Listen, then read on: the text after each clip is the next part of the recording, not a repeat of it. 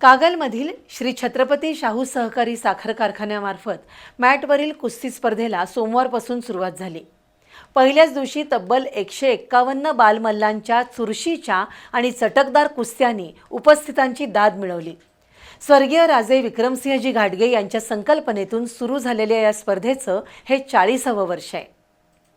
कागलच्या छत्रपती शाहू सहकारी साखर कारखान्याच्या वतीनं शाहू जयंतीनिमित्त आयोजित मॅटवरील कुस्ती स्पर्धेला सोमवारपासून प्रारंभ झाला।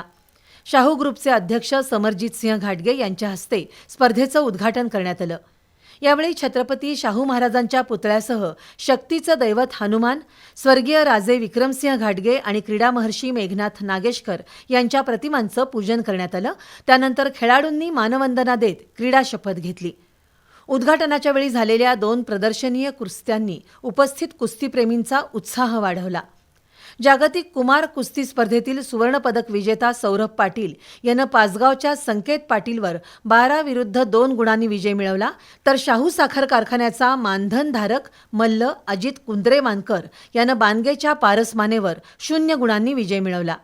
यावेळी शाहू साखर कारखान्याचे उपाध्यक्ष अमरसिंह घोरपडे, ज्येष्ठ संचालक आणि कर्नाटकचे माजी ऊर्जा राज्यमंत्री वीरकुमार पाटील, कार्यकारी संचालक जितेंद्र चव्हाण यांच्यासह कुस्तीप्रेमी उपस्थित होते।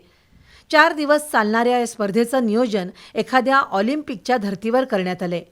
2 मॅटवर एकाच वेळी सामने सुरू असून दोन्ही ठिकाणी संगणकीय गुणफलक आहेत।